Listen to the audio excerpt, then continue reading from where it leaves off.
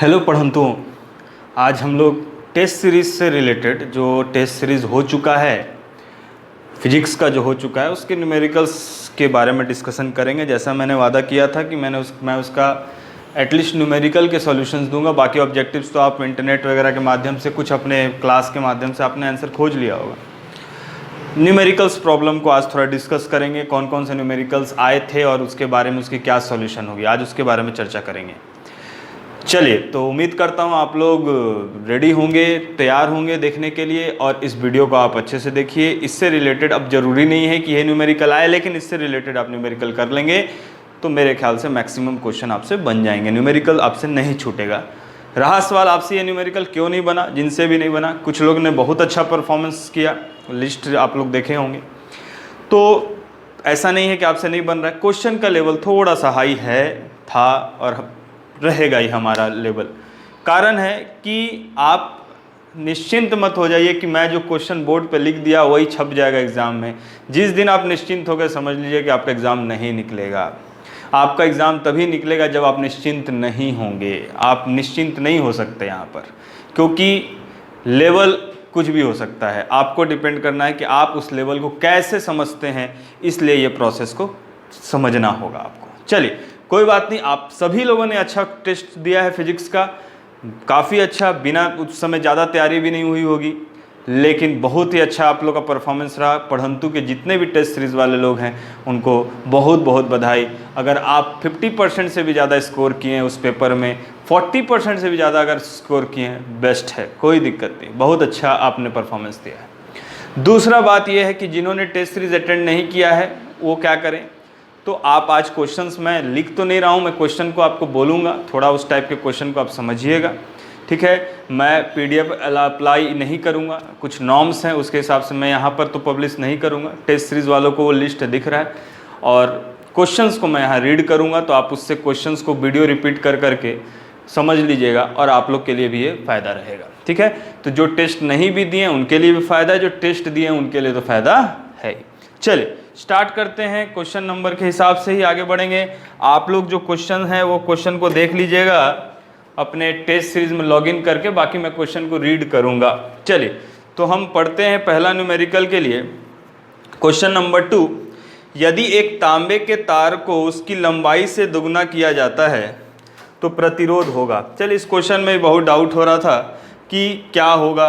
अब ये क्वेश्चन में ये नहीं कह रहा है कि उसी तार को खींच के लंबा कर रहे हैं, ठीक है। जब क्वेश्चन में बोलता है कि एक तार है, उसको जो हम लोग क्वेश्चन किए थे कि उसको खींच कर लंबा कर रहे हैं, तब एरिया और लेंथ चेंज होगा। जब नॉर्मल कॉपर बोल रहा है तो चांदी का कोई भी, कॉपर का कोई भी तार होगा, तांबा का, तो इस कॉपर के तार को खींच कर लंबा करने की बात नहीं हो रही है, कॉपर का तार को लंबा, यानी कि वो मटेरियल से रिलेटेड क्वेश्चन पूछ रहा है। सीधे हमको समझना है कि कॉपर का तार का अगर लंबाई बढ़ रहा है तो रेजिस्टेंस क्या होगा, तो हम पढ़े हैं resistance is directly proportional to length, तो इसका आंसर हो जाएगा दुगना हो रहा है तो रेजिस्टेंस भी, किसके बारे में पूछ रहा है, रेजिस्टेंस विल बी डबल, ये भी क्या हो जाएगा, डबल हो जाएगा। तो क्वेश्चन नंबर 2 का ये आंसर हो गया। थ्योरी क्या है, रेजिस्टेंस। क्वेश्चन हम लोग जो किए थे कि अ वायर इज स्ट्रेच, खींच कर दुगना कर दिया गया उसको, तो दुगना करने का मतलब है उसी वायर को खींच के जिसका लंबाई L था उसको दुगना कर दिया गया, मोड़ कर किए थे, हम लोग पढ़े थे मोड़ के दुगना कर दिया, तो मोड़ के दुगना किया, इस कारण से उसकी स्थिति में हम लोग एरिया और लेंथ दोनों लिए थे। यहाँ पर केवल कॉपर की तार की बात कर रहा है, तो उसको खींच के लंबा कर रहे हैं, यानी कि resistance is directly proportional to L, यानी कि जितना लंबाई बढ़ेगा उतना ही ज़्यादा रेजिस्टेंस भी बढ़ेगा। तो क्वेश्चन नंबर 2 आंसर हो जाएगा डबल, यानी कि C। क्वेश्चन नंबर 3 तो नहीं है न्यूमेरिकल, हम लोग बात करते हैं। क्वेश्चन नंबर 3 आसान है वैसे, कौन सा हिस्सा डीसी मोटर वगैरह पढ़ चुके हैं, कम्यूटेटर आंसर होगा। फोकस दूरी धनात्मक, ये हम लोग पढ़ चुके हैं। फोकस लेंथ किसका पॉजिटिव होता है आप लोग सबको पता है, ठीक है। उसके बाद आता है क्वेश्चन नंबर 6, हम लोग न्यूमेरिकल की बात करते हैं, बाकी आप आंसर जान गए होंगे, नहीं आएगा तो आप कमेंट बॉक्स में कीजिएगा, तो उसका भी आंसर मैं कमेंट में ही दे दूंगा, आंसर तो आपको मिल ही गया होगा। क्वेश्चन नंबर 6, एक न्यूमेरिकल दिया है क्वेश्चन नंबर 6 में, एक डायग्राम बना दिया है, देखो ऐसा करके एक डायग्राम बना दिया। जो टेस्ट सीरीज नहीं दिए, पेपर नहीं देख पा रहे हो, क्वेश्चन मैं यहाँ बना दे रहा हूँ। तो डायग्राम है यहाँ पर देखिए, सप्लाई दे दिया है 200 वोल्ट और करंट दे दिया है 5 एम्पियर। क्वेश्चन पूछ रहा है कि एक तार के कुछ प्रतिरोध हैं जैसा कि चित्र में दिया गया है। A wire has some resistance as one given in the figure. Calculate the resistivity, यानी कि प्रतिरोधकता निकालना है।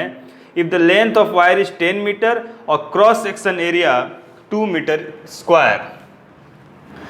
क्वेश्चन सिंपल है, बहुत ही आसान है, सबसे बन गया होगा। क्वेश्चन में कैलकुलेट द रेजिस्टिविटी यानी कि रो निकालने बोला है, तो रो निकालने बोला है, यानी रो का फॉर्मूला आपको पता होगा, rho equal to R L by A, sorry R equal to rho L by A ये होता है, तो रो इक्वल टू हो जाएगा R A by L.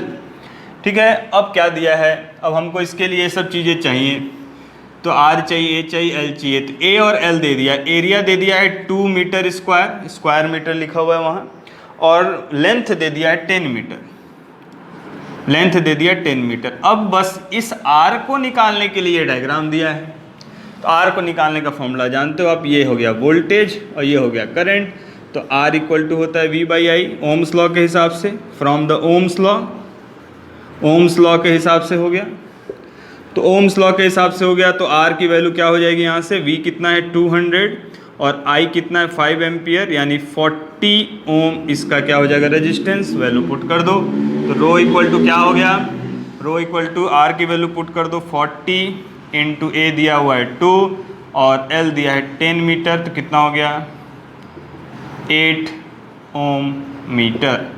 Answer क्या हो जाएगा 8 ओम मीटर।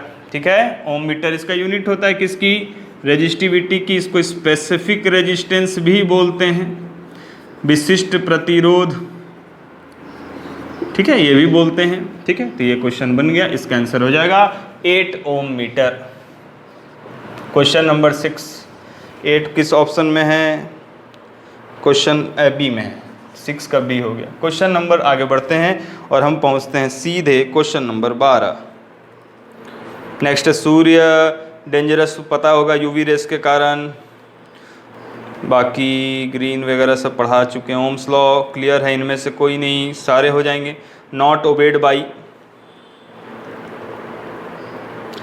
ओम के नियम का पालन नहीं करता है, सब नहीं करते हैं। ये ऑप्शन में जो इनमें से कोई नहीं जो दिखा हुआ है वो गलत हो गया है, इनमें से सब होंगे, all of the above, all of the above. ठीक है, क्वेश्चन नंबर 10 में याद रखिएगा।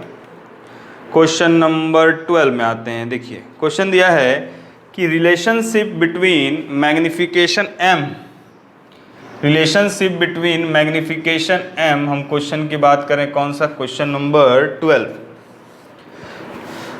The relation between magnification M, M का रिलेशन निकालना है। ऑब्जेक्टिव पोजीशन दिया हुआ है यू, ऑब्जेक्ट लेंथ,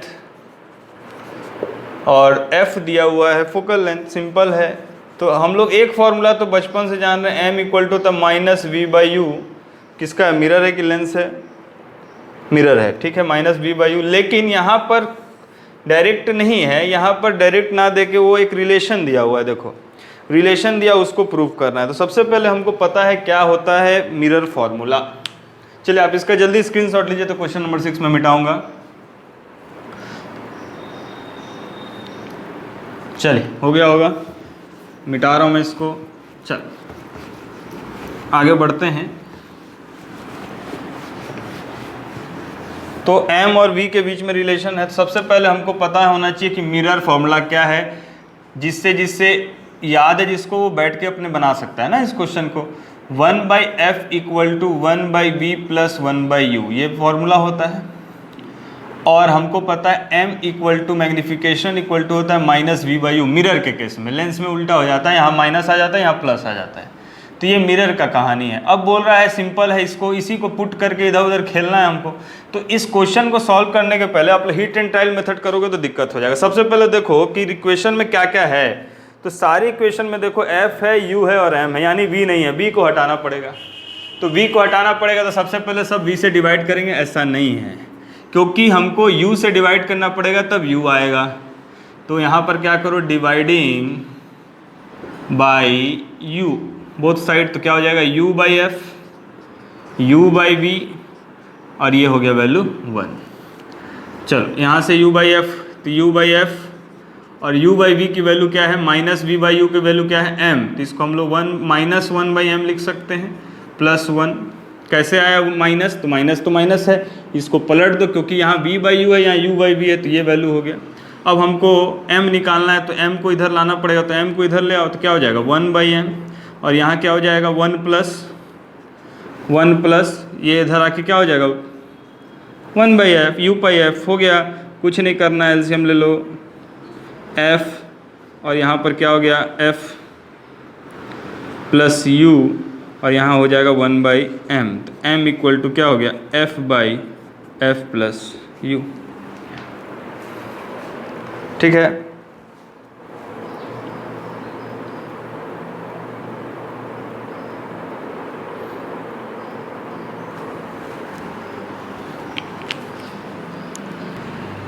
चलो देखो यहाँ ये यहाँ u से यहाँ गया, यहाँ कुछ गड़बड़ है, यहाँ माइनस हो जाएगा, ये इधर आया तो ये इधर गया, तो 1 माइनस यू बाई एफ, तो ये हो गया f, तो ये हो गया answer f by F minus you.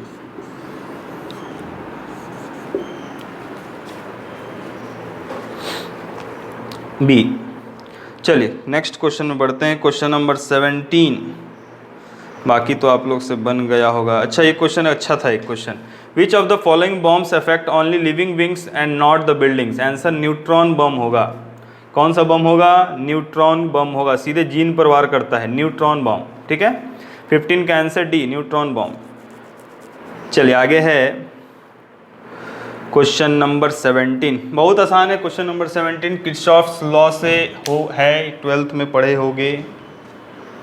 चलिए यहाँ तक हो गया मेरे ख्याल से। क्वेश्चन नंबर में हम पहुँचते हैं 17 था खतरा, लेकिन यहाँ कोई खतरा नहीं है। जितना इनपुट करंट होगा उतना ही आउटपुट करंट होता है, ये दोनों बराबर होते हैं। जितना डालेंगे इनपुट उतना ही बाहर निकलेगा ना, जहाँ कहाँ से एक्स्ट्रा आ जाएगा। तो इनपुट करंट किसके बराबर हो जाएगा, आउटपुट करंट के। तो इनपुट करंट देख लो कि डायग्राम में कौन कौन इन हो रहा है, तो ये डायग्राम है अपना, देखो 6 एम्पियर, यहाँ से एक आ रहा है I,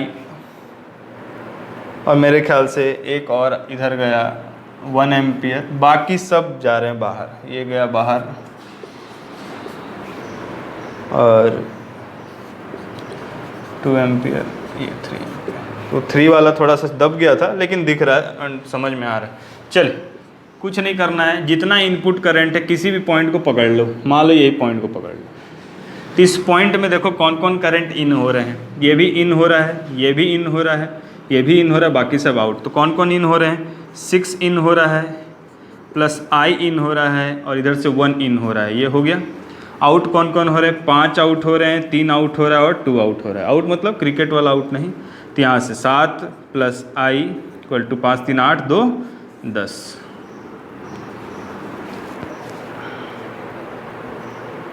फाइव प्लस 2 प्लस 3, तो यहाँ पर हो गया I equal to 3 ampere answer. चलिए नोट कर लीजिए, फिर आगे बढ़ते हैं। याद रखिएगा कि जितना इनपुट करंट होगा उतना आउटपुट करंट होगा। ऐसे भी कह सकते हैं समेशन I इनपुट या output, summation I input is equals to 0 भी होता है, या फिर sum of input output is equals to 0। ये किरचॉफ लॉ है, किरचॉफ लॉ। अगर इस तरह से क्वेश्चन आए कि किस नियम के हिसाब से है, तो किरचॉफ्स लॉ रूल के हिसाब से, किरचॉफ्स करंट लॉ, किरचॉफ्स के धारा के नियम, किरचॉफ्स के धारा के नियम। चलिए यहाँ तक नोट कर लीजिए, फिर आगे बढ़ते हैं। चलिए आगे बढ़ते हैं। नेक्स्ट है क्वेश्चन, न्यूमेरिकल क्वेश्चन है, क्वेश्चन नंबर 20।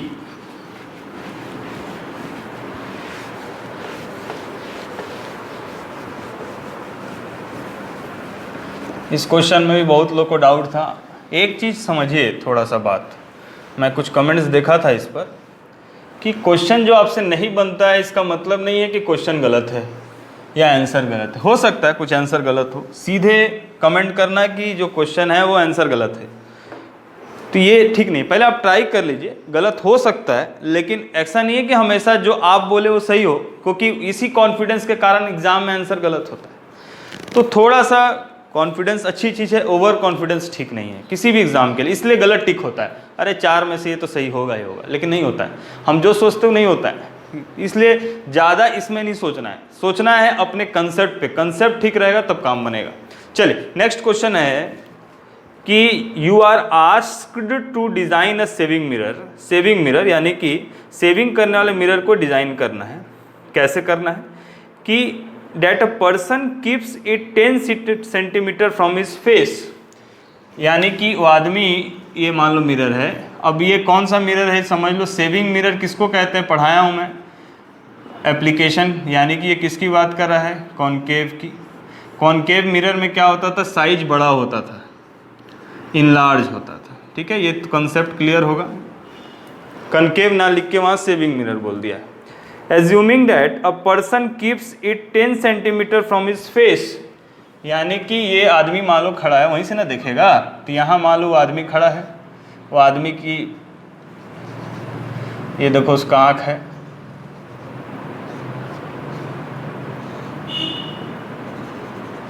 वो देख रहा है, बहुत बड़ा आँख हो गया उसका, कोई बात नहीं, आँख ही तो है। आँख है कि आलू का फाँक है बोलते थे ना। 10 सेंटीमीटर, ये 10 सेंटीमीटर वो दूर पर रखा उसको। चलो आगे क्या बोल रहा है जी। Viewed the magnified image of the face at the closest comfortable distance of 30 centimetre. देखो यही लॉजिक है और यही काम तमाम है। तो मिरर है, कौन सा मिरर, कनकेव मिरर। बोला 30 सेंटीमीटर दूरी पर कंफर्टेबल, मतलब जहाँ से वो देख रहा है वही कंफर्टेबल, उसको इमेज बनता है। तो बाबूजी 30 सेंटीमीटर पे क्या हुआ कि यहाँ से देखो 30 सेंटीमीटर, बहुत लोग यहाँ से इमेज जोड़ लिए कि 30 सेंटीमीटर हो गया, v का वैल्यू क्या दे दिया 30। देखो प्रभु कि ये 30 सेंटीमीटर इमेज डिस्टेंस नहीं बोला है, ये कंफर्टेबल डिस्टेंस बोला है। यही लॉजिक है। कितना आसान क्वेश्चन नहीं था ना, इतना आसान समझोगे नहीं होगा। अब इस पर एक बच्चे ने कमेंट किया कि ये आंसर गलत आया, तो भाई आंसर गलत आया, बनाओगे गलत तो गलत ही आएगा ना, सही थोड़ी आएगा।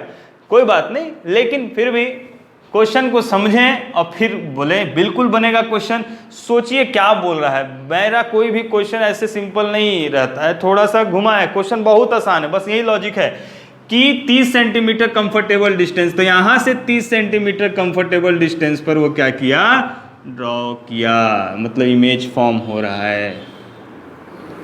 तो ये 30 सेंटीमीटर ना होके यहाँ से 30 सेंटीमीटर है, तो यहाँ से 30 है, तो ये वाला डिस्टेंस कितना हो जाएगा, 15 सेंटीमीटर। हो गया, बन गया क्वेश्चन। कोई दिक्कत है, कोई दिक्कत नहीं है। तो अब देखो u दिया हुआ है, -10 सेंटीमीटर इधर है, v उधर बना, क्या बना 15 सेंटीमीटर पर। f प्लस होगा कि माइनस होगा, मिरर कौन सा है, कनकेव। याद करो याद करो याद करो, इधर है f, तो ये क्या हो जाएगा, f की वैल्यू निकालो, निगेटिव पॉजिटिव जो भी करना है करो, और इसकी वैल्यू को पुट करो, काम तमाम। तो f तो निकालना है, तो ज़्यादा निगेटिव पॉजिटिव करना ही नहीं है, f तो निकालना है, r निकालना है, तो f को पॉजिटिव निगेटिव से हमको क्या लेना देना, ये तो वैल्यू आएगा ना। तो यहाँ पर देखो फॉर्मूला है 1/f is equals to 1/u 1/v, ये हो गया। पुट कर दो, बन गया होगा, आप लोग से वैल्यू पुट करना। 1/f is equals to 1/u, u कितना है, u है 10 -10 प्लस 1/15, एलसीएम हो गया 30, एलसीएम हो गया 30। अच्छा गलती हुआ है, गलती हुआ है। टोटल डिस्टेंस 30 है, तो 15 कैसे होगा, ये 20 होगा ना, 20 सेंटीमीटर। सॉरी शक्तिमान, 20 ये हो जाएगा -2 + 1 = -1/20। यहाँ से f की वैल्यू आ गई -20 सेंटीमीटर, हो गया। लेकिन f नहीं बोला है जी, अभी भी बचा है खेल। कितना कुछ पूछता है एक क्वेश्चन में। रेडियस ऑफ कर्वेचर पूछ रहा है, r निकालना है, तो r कितना होता है, r = होता है आर इक्वल टू होता है 2f। तब बोलोगे -2, तो आर तो रेडियस है ना, प्लस माइनस की कोई लेना देना नहीं, आंसर हो जाएगा 40 सेंटीमीटर। Option number A. चलिए अगला है, अगला क्वेश्चन चलें। बहुत आसान है, क्वेश्चन नंबर 23। बहुत आसान है, हलवा क्वेश्चन है, हलवा खाए हो, हलवा क्वेश्चन है। कौन सा, देखो क्या लिखा है, एक उत्तल लेंस +6D शक्ति को अवतल लेंस के -4D शक्ति को संपर्क में रखा जाता है। संयोजन का फोकस दूरी कितना होगा।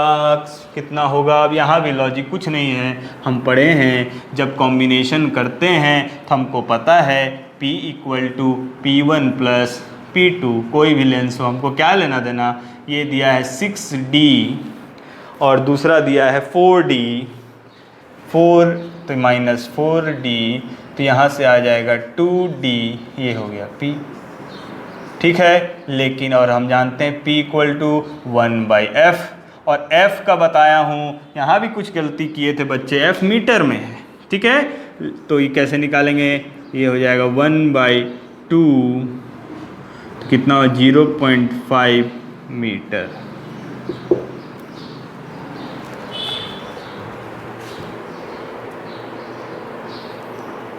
अब देखो यहाँ पे देखो, फिर लॉजिक है, अब यहाँ सब सेंटीमीटर में दिया है, बदल दो, तो 0.5 × 100 50 सेंटीमीटर, तो आंसर क्या हो जाएगा 50 सेंटीमीटर। चल क्लियर है। ये कौन सा क्वेश्चन था जी, बनाते जा रहे हैं हम लोग। क्वेश्चन नंबर 23 का है ये, 23वां नंबर क्वेश्चन। चलिए यहाँ तक आप नोट कीजिए, थोड़ा रिवीजन भी हो रहा होगा, फिर आगे बढ़ते हैं। चल इसका स्क्रीनशॉट लीजिए, फिर आगे बढ़ते हैं।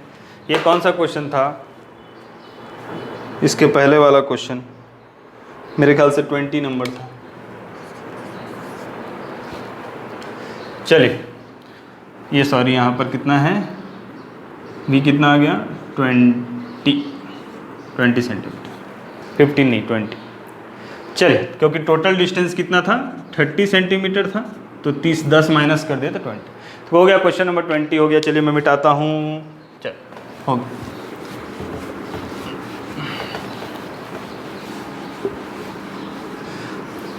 बहुत खुशी की बात है कि आज पढ़ंतु क्लासेस के आज के दिन 10,000 सब्सक्राइबर हो गए। आप सभी पढ़ंतुओं का बहुत बहुत दिल की गहराइयों से धन्यवाद। चलिए आगे बढ़ते हैं, क्वेश्चन नंबर 24। क्वेश्चन नंबर 24 बहुत आसान है। एक ही लंबाई और क्षेत्रफल के दो तार, यानी कि लंबाई और एरिया दोनों सेम है, कांस्टेंट है। चलो अब क्या बोलता है कि रेजिस्टिविटी दिया है ρ1 और ρ2, प्रतिरोधकता दिया है, तो बोल रहा है कि साथ में जोड़ा जाए तो क्या होगा। अरे बहुत आसान है, R = होता है ना क्या, ρl/a, तो ये दोनों कांस्टेंट है, इसका मतलब है कि R समानुपाती हो गया किसके, ρ के। तो R1 समानुपाती ρ1, R2 समानुपाती ρ2। ρ2 क्या है, प्रतिरोधकता, यानी कि रेजिस्टिविटी, ठीक है। अभी निकाले थे इसको। अब देखो हम पढ़े हैं जब सीरीज में रहता है तो R = क्या होता है, R1 + R2, तो ये R1 + R2 तो सिंपल हो जाएगा ρ1 + ρ2, क्या दिक्कत है। अगर ये पैरेलल में होता तो सिंपल पैरेलल में होता तो क्या होता, ρ1 × ρ2 / ρ1 + ρ2, लेकिन यहाँ पर आंसर ये हो जाएगा। क्यों, क्योंकि सीरीज बोला है। लेकिन एक जगह एग्जाम में पैरेलल के भी क्वेश्चन आए थे तो बन जाएगा आसानी से, दोनों किस में हो जाएंगे, सीरीज में। कारण है दोनों एक दूसरे के समानुपाती, इसीलिए ये लाइन लिख दिया कि लंबाई और क्षेत्रफल दोनों कांस्टेंट है, एक स्थिर है, बदलाव नहीं हो रहा है। चलिए नोट कर लीजिए, क्वेश्चन नंबर ये हो गया 24, आंसर हो जाएगा ए। यही है ना, यही है ना, हाँ ए है। चलिए आगे बढ़ते हैं, क्वेश्चन नंबर 25 बोल रहा है कि 3 20 किलो ओम प्रतिरोध श्रृंखला में जुड़े हैं। क्वेश्चन नंबर 25, 3 प्रतिरोध श्रृंखला में जुड़े हैं, तीनों का दिया है 20 किलो ओम, बहुत आसान है, 20 किलो ओम बन गया होगा आप लोग से, आप लोग बहुत टैलेंटेड हो, मेरे को पता है। 20 किलो ओम 3 हो गए। अब बोल रहा है कि एक और आया, एक और जुड़ना चाहा पार्टनरशिप में, 20 किलो ओम प्रतिरोध में से एक से जोड़ा गया, ठीक है। एक और 20 किलो ओम को किसी एक से जोड़ा गया, किसी से भी जोड़ो, बात वही रहेगी। मान लो इसी से जोड़ दी, आपको 20 से जोड़ना है तो 20 से जोड़ लीजिए, और ये सारा कनेक्टेड है 25 वोल्ट से। चलो यहाँ तक हो गया। अब पूछ रहा है क्या निकालिए, बोलता है टोटल करंट निकालने बोल रहा है, निकाल लो। टोटल करंट निकालने बोल रहा है। सबसे पहले तो रेजिस्टेंस निकालना पड़ेगा। देखो ये दोनों सीरीज में हैं, ये दोनों पैरेलल में हैं, तो पैरेलल वाला को पहले सॉल्व कर लो। मान लो ये 1 हो गया, ये 2 हो गया, ये 3 हो गया, ये 4 हो गया, तो 1 पैरेलल 2, तो क्या हो गया 1, यानी कि ये भी 20 है, 20 इंटू 20 डिवाइडेड बाई 20 प्लस 20। अब देखो इसमें किलो ओम को चेंज करते मत फिरना, छोड़ दो उसको। तो ये कितना हो गया 400 बाई 40 कितना हो गया 10 ओम, 10 किलो ओम। बाद में हम किलो ओम को हटा देंगे। उसके बाद इसको सॉल्व कर दिया, अभी इन दोनों भी सीरीज़ में है, तो 1 प्लस 3 कितना हो गया 40 किलो ओम। टोटल बाद में तीनों सीरीज़ में आ जाएंगे, तो टोटल हो जाएगा 1 प्लस 3 प्लस 1 पैरेलल 2 कितना हो गया 40 प्लस 10, टोटल हो गया 50 किलो ओम। तो 50 किलो ओम इसका हो गया रेजिस्टेंस। तो आर की वैल्यू निकल गई जी 50 किलो ओम, और V दिया हुआ है 25 वोल्ट। I निकाल दो, I इक्वल टू होता है V बाई आर। तो V कितना है 25 और R कितना है 50 किलो ओम है ना, तो 50 इंटू 10 टू दी पावर 3, तो ये 25 2 जा गया, और 2 करेंगे तो 0.5 into 10 to the power minus 3, और इसी को लिखते हैं हम लोग 0.5 मिली एम्पियर, 0.5 मिली एम्पियर। अब इस क्वेश्चन में क्या दिक्कत हो गया था कि दो जगह ऑप्शन हो गए थे। एक जो ऑप्शन है ना वो माइक्रो एम्पियर है, ठीक है, आपसे सही गलत हो सकता है, ये हमारी मिस्टेक है, लेकिन एक क्वेश्चन में ऑप्शन में जो था ना वो माइक्रो था, सिंबल लिखने में थोड़ा सा दिक्कत हुआ था एक्सेल में, इस कारण से थोड़ा सा दिक्कत हो गया था। आंसर लेकिन यही है 0.5 मिली एम्पियर। समझ में आया ना, बहुत सिंपल क्वेश्चन है, इससे आसान नहीं हो सकता। कभी भी शुरू में किलो ओम को नहीं छेड़ेंगे, बाद में उसको ऐड कर देंगे, सब करके कर दो, ठीक है। चल क्वेश्चन नंबर 25 का आंसर, दोनों में सेम ऑप्शन है बी और डी में, तो आप कोई भी ले सकते हो, कोई भी ले सकते हो, लेकिन याद रखिए एग्जाम में नहीं रहेगा ऐसा, वो गलती से हो गया तो एक माइक्रो एम्पियर है। चलिए बढ़ते हैं क्वेश्चन नंबर 27। चलिए क्या बोल रहा है, दो लैंप एक 220 वोल्ट पर 40 वाट और दूसरा 80 वाट पर 220 वोल्ट पे, मतलब देख रहा है 2 लैंप्स, 1 रेटेड 40 वाट और अदर 80 वाट है जो कितने का है 220 वोल्ट, ठीक है। कनेक्टेड इन पैरेलल, समानांतर श्रेणी में जुड़ा हुआ है। तो total energy consumed by the 2 lamp when together they operate for 1 hour. बहुत आसान है, 1 घंटा के लिए काम कर रहा है, तो हम लोग पावर का फॉर्मूला जानते हैं।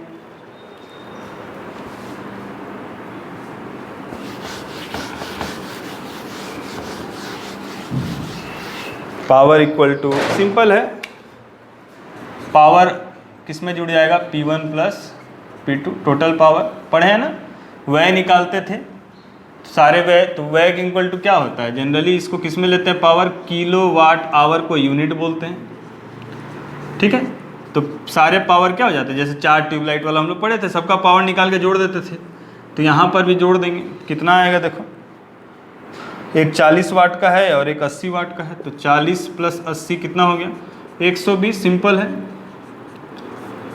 120 वाट, लेकिन यहाँ यूनिट में आंसर दिया हुआ है, इसका मतलब है इसको हमको किलो वाट में चेंज करना पड़ेगा। तो 120 डिवाइडेड बाई 1000, याद करो फॉर्मूला, नंबर ऑफ यूटेंसिल यानी कि एक, उसका शक्ति कितना है 40 प्लस दूसरा का भी शक्ति एक ही है 80, ठीक है, इनटू क्या था इंटू क्या था, डिवाइडेड बाई, इंटू समय में था, समय सबका क्या है, एक एक है, तो एक एक कर लो, एक एक कर लो, डिवाइडेड बाई क्या किए थे 1000, तो ये हो गया, ये गया 0.12 यूनिट। ये समझ में आया कि नहीं आया, कैसे बोल पाओगे आप लोग भी, सही बात है।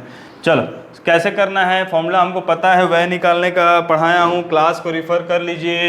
क्या था फॉर्मूला वह निकालने का, वह यानी कि कंजम्पशन, कंजम्पशन यानी क्या होता है, number of electric appliances into power into time into day by 1000, जिसमें पावर किस में था, वाट में, नंबर एक ही है तो इसी से सॉल्व किए और ये वैल्यू निकाल लिए, आंसर क्या हो गया 0.12 यूनिट। चलिए याद रखिएगा, एक यूनिट याद करिए, हम बढ़े थे 36 लाख जूल, और यूनिट किस में होता है, किलोवाट आवर में, किलोवाट आवर में, लेकिन आंसर किस में निकला, वाट में। अगर ये किलोवाट में रहता तो सीधे 120 लिख देते, कुछ करने की जरूरत नहीं पड़ती। चलिए हो गया क्वेश्चन नंबर 27। क्वेश्चन नंबर 27 के बाद हम आते हैं 33 में।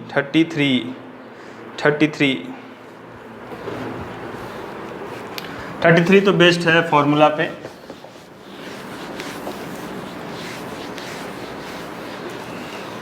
पढ़ाया हूँ इस फॉर्मूला, फिल फैक्टर, जब सोलर सेल पढ़ा रहा था तो पढ़ाया था फिल फैक्टर की कहानी।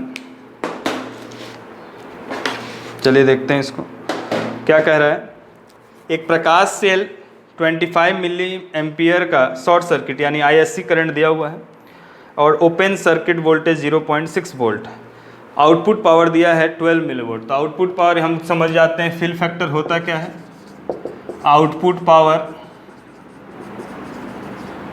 डिवाइडेड बाय जो इनपुट पावर था, तो आउटपुट पावर वी आउट हो गया और नीचे होता है V O C into I S C. तो यहाँ पर वैल्यू दिया हुआ है क्या, यहाँ वैल्यू दे दिया है, सिंपल वैल्यू दे दिया है 25 मिली एम्पियर, आउटपुट दिया है 12, तो 12 पुट कर दो, 12 क्या दिया, मिली वाट, तो ये हो गया 12 इंटू 10⁻³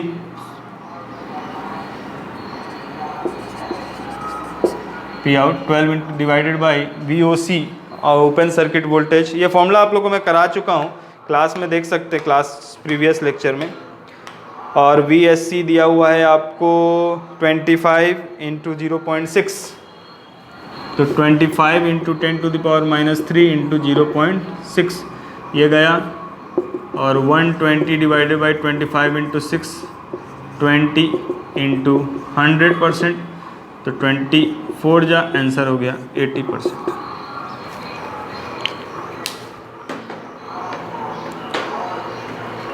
चलिए यहाँ तक हो गया मेरे ख्याल से। क्वेश्चन नंबर 33 आंसर हो जाएगा 80%, सी। 30 का आंसर क्या हो जाएगा, सी। चलिए नेक्स्ट क्वेश्चन देखते हैं, क्वेश्चन नंबर 35।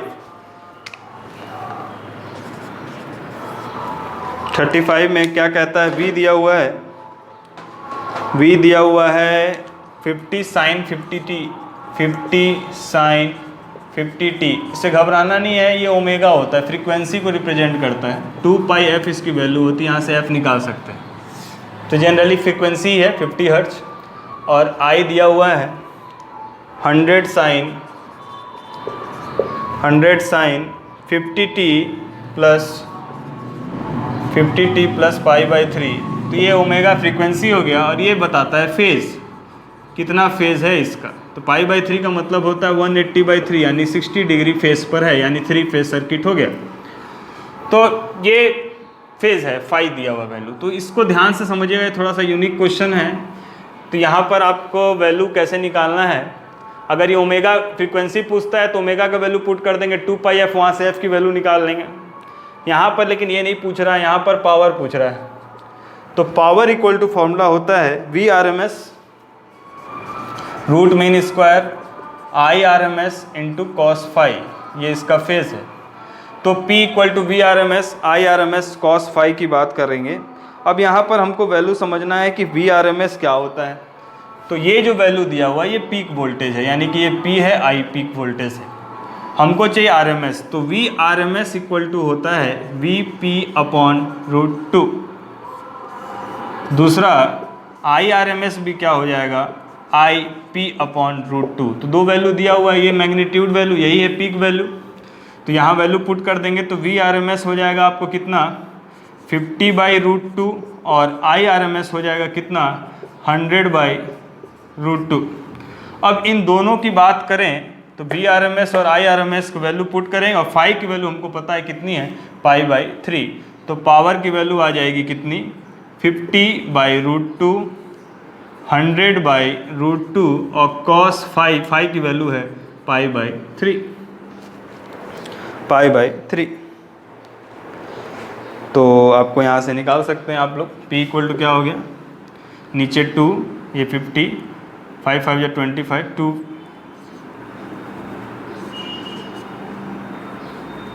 ये हो जाएगा 50 × 100/2 cos π/3, यानी कि cos 60 डिग्री होता है 1/2। तो यहाँ से हम निकाल देंगे वैल्यू। 2 से गया ये 25, 2 से गया ये 50, तो कितना हो गया 25 5 या 125, 1250, ये इसकी वैल्यू आ गई वाट में। ठीक है, P की वैल्यू आ गई। क्वेश्चन पूछ रहा है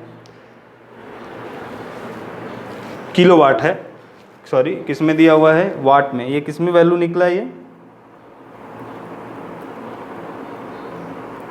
सॉरी ये मिली एम्पियर में। करंट जो दिया है ना वो मिली एम्पियर है, करंट जो है वो मिली एम्पियर है, करंट है जो मिली एम्पियर में है। तो एक काम कीजिए, करंट को यहाँ वैल्यू पुट करेंगे तो 10⁻³ आ जाएगा, तो इंटू 10⁻³ और यहाँ वैल्यू हो जाएगा 1.25। चलिए पावर हो गया, क्योंकि ये दिया हुआ है क्वेश्चन में। देखिएगा आप लोग, क्वेश्चन में जो करंट है ना वो मिली एम्पियर में दिया हुआ है, तो आंसर हो जाएगा 1.25 वाट। चलिए क्वेश्चन नंबर 35 यहाँ पर कंप्लीट हुआ। चलिए यहाँ तक आप रखते हैं आज। इतना क्वेश्चन को आप कीजिए और इससे रिलेटेड कल फिर हम मिलेंगे और बाकी क्वेश्चंस को भी करेंगे। चलिए यहाँ तक आप नोट कर लीजिए, VRMS VP की वैल्यू समझ लीजिए। कभी पिछले बार क्वेश्चन में ओमेगा निकालने आया था, तो 2πf के फॉर्म में पुट करेंगे तो ये ओमेगा की वैल्यू निकल जाएगी। तो दोनों का ओमेगा फेस सेम है ना, इस कारण से तो 2πf से निकल जाता है। चलिए यहाँ तक इनपुट आपको समझ में आया होगा मेरे ख्याल से। तो और क्वेश्चंस को कल देखेंगे, आज के लिए बस इतना ही। चलिए थैंक यू, नोट कर लीजिए आप यहाँ तक।